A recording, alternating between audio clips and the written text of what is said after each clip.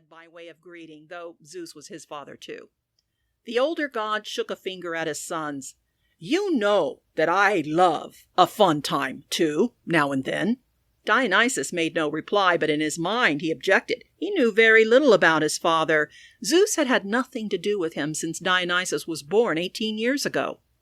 But this is not the time for fun and games, and you, Hermes at least, should know better. Demeter's still searching for her daughter. The Greeks and Trojans are on the brink of war, and Aphrodite has just promised Paris the most beautiful woman in the world, who happens to be married to King Priam's son. If she follows through with it, we're in for a long war. I can promise you that. What would you have us do, Lord Zeus? Hermes asked. Well, not this. Zeus lifted his arms and dropped them to his side. He pointed his finger at Hermes. You need to be close enough to hear when I summon you, not all the way out here in the land of the Aborigines. Hermes and Dionysus exchanged glances. So that's where we are, they mumbled to one another. It's starting to come back, Dionysus added. Yes, for me too, unfortunately, Hermes agreed. Zeus continued, I've wasted countless hours looking for you. Then he turned to Dionysus. And you still need to figure out your purpose. You'll never be accepted by the Pantheon if you can't figure that out. I'll never be accepted, period, Father. You know that. Don't get cheeky with me. Everything's already taken, Dionysus insisted. There's a god of war, a goddess of wisdom, a goddess of love, a god of healing, a god of the sea, a god of the sky, he pointed to Hermes, and a god of commerce. And don't forget thievery, tricksters, travel, and death, Hermes added with a grin. You can't give me one of those, Dionysus muttered to Hermes. No, I'm afraid not. Unless you want to take over the dead, you just nab them once they die and hand the souls over to Charon, the ferryman. Dionysus frowned.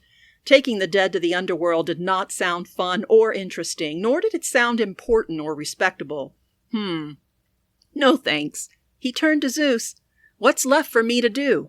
That's for you to figure out, and you need to do it quickly. There's a good chance you may lose your immortality if you don't. This was the first Dionysus had heard of such a threat. Why? What do you mean? You weren't born of a goddess. You do know that. Zeus's face had turned red with agitation.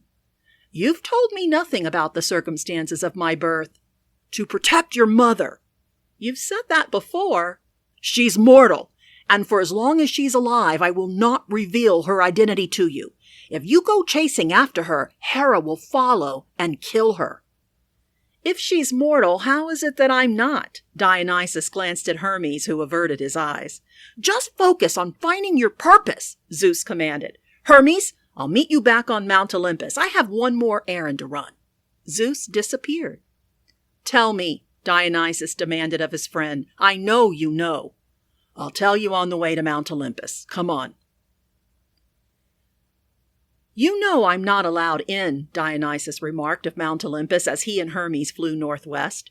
Join me on the journey there so we can talk. Then you can return to your cave. Dionysus was sick of his cave. It was far away from Greece on Mount Nysa, but he didn't know where else to go. Have you ever wondered why Zeus agreed to let Hera banish you? Hermes asked. I already know the answer to that. He hates me. Hermes shook his head. He wouldn't have gone to so much trouble to protect you if that were true. Dionysus lifted his brows. Protect me? When has he ever protected me?